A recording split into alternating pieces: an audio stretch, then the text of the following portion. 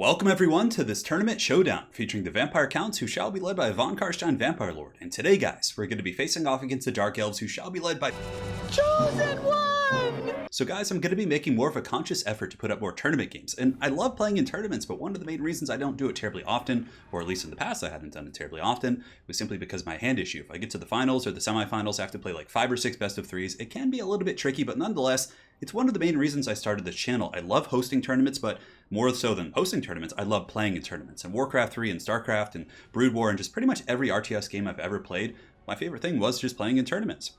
Back in the day, Blizzard actually used to have like tournaments hosted on their Warcraft 3 platform, so you could just like sign up like through their platform, which was really cool. But nonetheless, I really love doing it. So I'm going to be making more of an effort to actually play in tournaments. Maybe I could just set aside like a Saturday or Sunday, not really have any other plans to record or play any other games that day. Just get the replays and bring them to you later. So this is actually from a tournament showdown in which I was facing off against ODM Chosen One and his foul Dark Elves, and it was a really, really good series for sure. And for anyone who's interested in getting involved in tournaments and things like that, there will be a link to my tournament Discord, and also we can direct you guys to other tournament Discords as well, because there's a lot of great communities who run some really, really solid tournaments, essentially. So, but yes, guys, this is going to be one of the matches for my series here with ODM Chosen One. It's going to be my Von Karstein Vampire Lord, and fear not, I'll be casting all the games from every series, so you guys will get the complete picture. It's not just going to be one game here and there. I'm going to be casting all of them in separate videos, just so you guys can, get them going here. So yeah, I'm going to be playing Vampire Counts here. I do have the Von Karstein Vampire Lord, who I think is a very, very good choice here against the Dark Elves. He has the Storm of the Night, which is the main reason you bring him.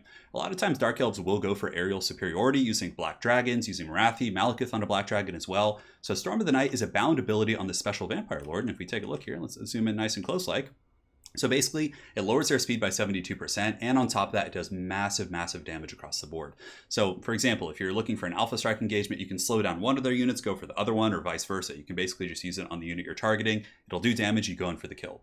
So I have Von Karstein Vampire Lord. We do also have a Vampire of Death with Spirit Leech, but the reason why you bring her is because she has a Mortal Will, so she can heal herself, basically a very tanky, powerful combatant. 90 armor, 35 melee defense isn't the best, but great offensive stats. 60 melee attack, 430, charge bonus of 60.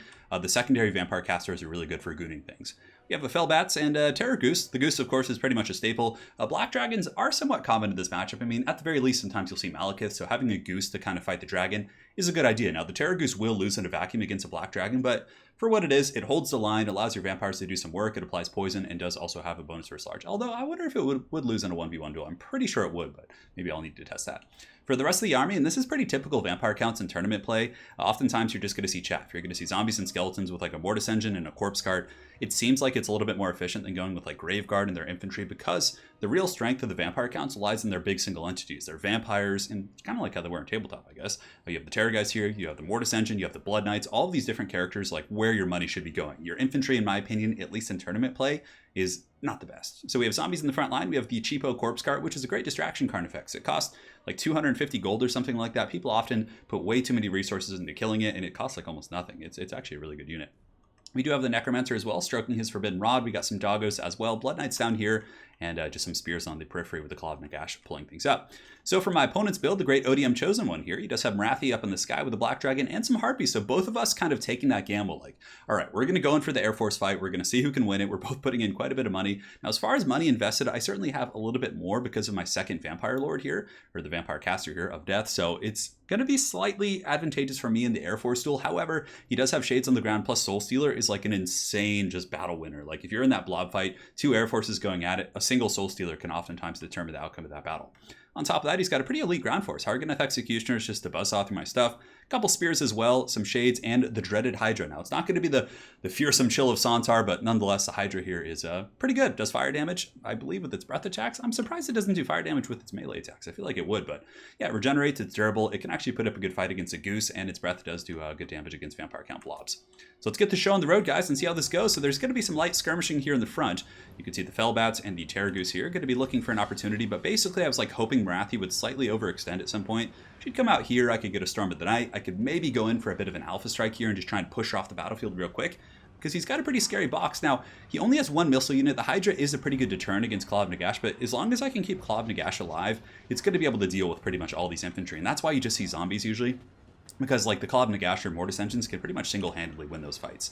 So yeah, just some jockeying for position right now, going back and forth, but now I kind of sense the opportunity to strike. So I use the Storm of the Night, and look at the damage it does. Absolute insanity. Nice breath attack going down there on the Claw, does some okay damage, but we are able to get that gooning on Wrathy. So what I do is I send the Goose after the Black Dragon to try and tarpet it and poison it and slow it down, and then I get my Vampires. I Spirit Leech Wrathy. I'm pretty much going all in here. So my Vampire Lords just all going in after Wrathy. Black Dragon is coming up, but it's also being attacked in the back by the Goose. So my Fellbats are gone, but the Storm of the Night did some huge damage. Wrathy is going to be responding with a Fat Soul Stealer, and I do also slip some Doggos in past his defenses and get them on top of the Shades. So pretty much just like a timing push, trying to make sure that the Shades aren't firing at full efficiency, and the Dogs are doing a pretty good job of shutting them down for a moment. So we do break Wrathy. Great play right there. You can see the Von Karstein Vampire Lord as well as the Vampire of Death are going to be going to chase her off the battlefield, or at least one of them is. I believe that the Von Karstein Vampire Lord does. And now we have an okay 2v1 situation. The Goose and the Vampire of Death are going to be attacking the Black Dragon. But nonetheless, his Hydra is doing a really good job over here. So despite the fact that I did get Wrathy, you guys will probably notice, like, hey, why is the bounce of power not more in the favor of the Vampires? They took out a Lord here. Well, that's because my Claw of Nagash took half health damage and taking quite a bit of damage in the infantry fight. And if I lose this Mortis engine, I'm really not going to have great tools for dealing with, Hargonath Executioners and these elite troops. Anyways, up in the sky, the Goose is still going after the Black Dragon. Spirit Leech is going down from the Vampire of Death as well. But Harpies are also helping, so it's a bit of a scary fight. If the Black Dragon gets a couple good attacks on the Goose, it could be big trouble. I'm surprised Black Dragon doesn't do fire damage as well, but I guess its breath attacks are like a different thing. So the fight continues right here. In the distance, you can see Wrathy is being chased off here by my Von Karstein Vampire Lord, so we're going to be able to get her off the battlefield. And the Mortis engine basically had to run. So that, at this point, means that the infantry fight, as expected, I'm just going to be getting stopped probably. But zombies only cost 100 gold, so really like all this right here is like barely 1,000 gold worth of value, so not the worst situation in the world. So Blood Knights, realizing that they can't really be fighting in the blob, are going to be going for weak points of the army. So with Vampires, that's kind of your playstyle. You're looking for things away from the blob that you can isolate with your Blood Knights and your single entities. But so far, so good. I mean, the Vampire of Death here was able to push off the Black Dragon, so the Black Dragon has fallen, but so is my Goose.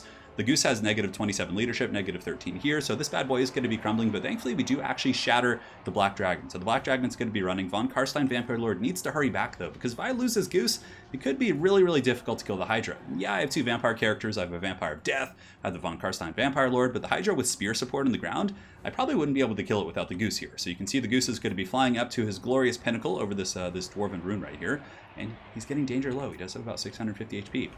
On down to the ground fight, we have the zombies still fighting Helibroni, but it looks like the Dark Elves, for the most part, have broed out on me, and they've taken out all the zombies. The corpse cart, Gorst's cousin here, is running for its life as the Helibroni are going to be collapsing inward, and I'm surprised, though. We did a bit of damage to like the Hargonath Executioners, even with zombie play. And here the Blood Knights are going to be trying to get through. I'm trying to get on the Shades, because the Shades are the next big threat. The Hydra is something that I don't want to invest resources in killing until the late game, because he can stand on top of spears, it's going to heal himself, so unless I really kill it, it's not going to be the best situation. So we're trying to go after the Shades here. You can see my Vampire of Death's going in there. The Blood Knights are trying to pull out and get those good charges. And we do also get an Invocation on top of the Goose. So the Goose is back up to 1400 HP. Invocation of the Heck, by far one of the best spells in the game. We're able to heal that Goose up there, and now the bounce of power is still relatively even, but it is coming into my favor ever so slightly as these Blood Knights and Knights of Red Keep get a huge charge into this position on the hill, able to get a pretty punishing blow there on those Dark Elves. And it looks like the Dread Spears here, even though they're almost full health, are going to be getting Terror routed. The shock damage in conjunction with the Terror from the Claw of Nagash and the Terror Goose up in the sky, it's going to be a little bit much for them to handle. So nonetheless, here you can see the Vampire of Death is going to be trying to escape here, but a nice trap for my opponent. He's actually able to pin me in with the Hydra here. Hargonath Executioner is coming in for the rear attack.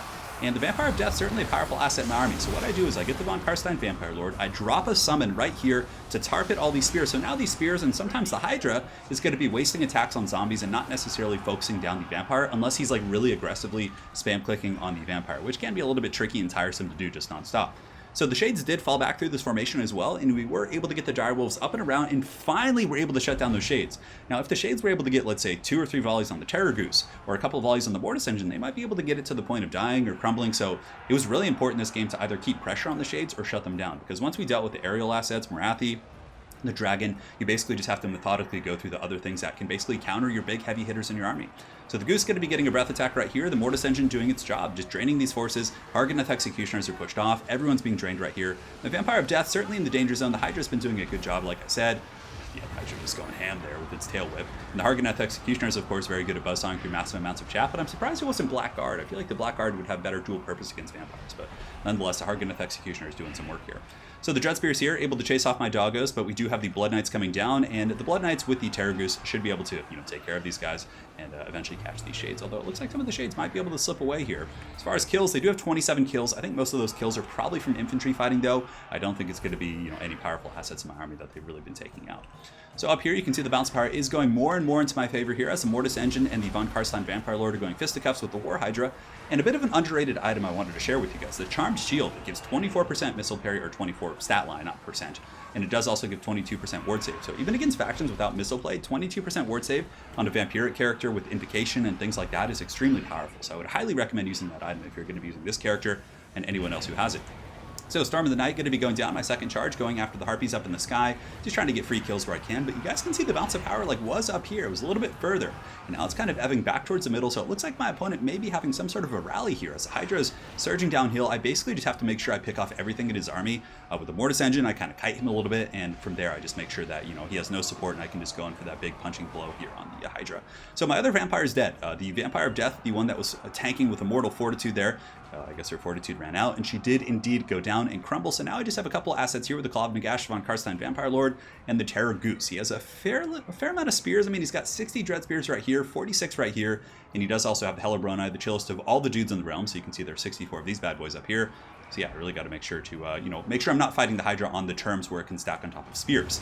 So here we're going to be dropping some zombies. So we get the Von Karstein Vampire Lord. We drop those sweet, sweet zombie summons, and this is why a couple of people ask me, why are the vampire summons better than, the Skaven summons? And in my opinion, the fact that you get zombies who are unbreakable, they're just going to tarp it, and it's also cheaper. I believe it costs 4 Winds of Magic. Vermintide costs 4 as well, but the Clan Rat summons, it's not as good of a buffer because they're not unbreakable. But the fact that zombies can be summoned and they're unbreakable, it's really, really good.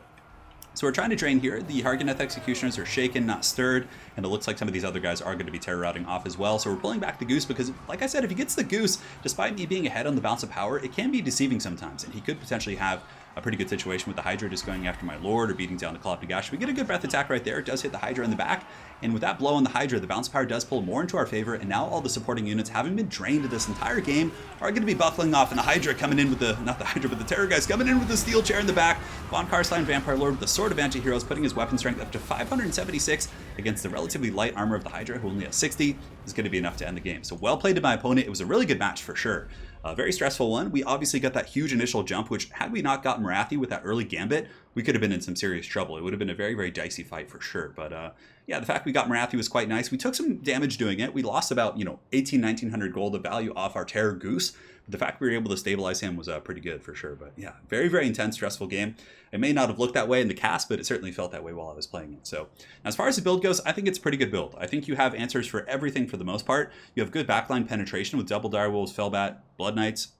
You have good aerial kind of single entity dueling force with the Von Karstein Vampire Lord and the Vampire of Death, Necromancer for the mana battery, and the Goose for the big kind of single entity fights. And again, the chaff is enough. If Dark Elves want to bring elite infantry like they did here, I mean, you're going to have the Mortis Engine. So it's really just about protecting the Mortis Engine and making sure to be conservative and pick the right engagements with your Air Force. And yeah, a lot of people said Vampire counts weren't seeing too much, play, at least on my channel, and weren't seeing, not much visibility in general. But Vampire counts are a bit of a strange faction, and I suppose it's that they're really reliant on their gooning. It's not always the most fun way to play, unfortunately. I really wish vampires could play more of an attrition based style, using a ton of infantry and Mortis Engines and Crypt Horrors and Corpse Carts, but unfortunately most of the time it does boil down to gooning things out. But again, it is what it is. There's a lot of factions that do play like that from time to time, and especially in tournament play. But yeah, Vampire Counts are still a good faction. I think they have a couple bad matchups, but for the most part, Vampire Counts are still on the higher echelon of factions. I think they are pretty good in the hands of the right player for sure. So yeah, as far as this build goes, pretty good. And yeah, for my opponent's build, the only thing I would be curious to ask him about would be the Harganeth Executioners. Everything else felt pretty good to me, and it was just a couple of minor situations, right? Had Marathi not gotten caught in that and had been sitting back a little bit further, could have been 100% a different game. But I feel like the Blackguard might be a little bit better simply because of the anti-large against all the vampire, single entities like Blood Knights, well, they're not single entity, but you guys get the picture. Gooses, the Vampire Lords, things like that. I was able to sit with my vampires and have them tank for quite some time amongst his elite infantry simply because he didn't have the bones for his large and things like that. But I guess the Harganeth Executioners are much more efficient at clearing out chaff, so maybe that's a school of thought. For sure. I like the single shade pick. I like that he didn't go too wide with him because it was just one thing he had to worry about protecting. It wasn't like he had 3 or 4 archers that I could have potentially swarmed over and gotten good opportunities and good picks on. And yeah, it was a really good game. So remember, guys, this was from Aerocrastic Salad Cup. There will be a link to the tournament page below for that particular tournament if you guys want to see the results and who I played in the tournament and things like that. But I'll be casting pretty much all my matches from that tournament, and there were quite a few, so they're very, very fun for sure. So yeah, I'll also be casting the other games against ODM Chosen One because all of these were best of 3. So don't worry, guys, you'll get the complete picture of all these different matchups and everything because I feel like that's the way it should be. So thanks again for watching, guys. Hopefully you enjoyed this tournament cast between the Vampire Counts and the Dark Elves, and we'll see you guys back soon with another tourney cast. Cheers, guys.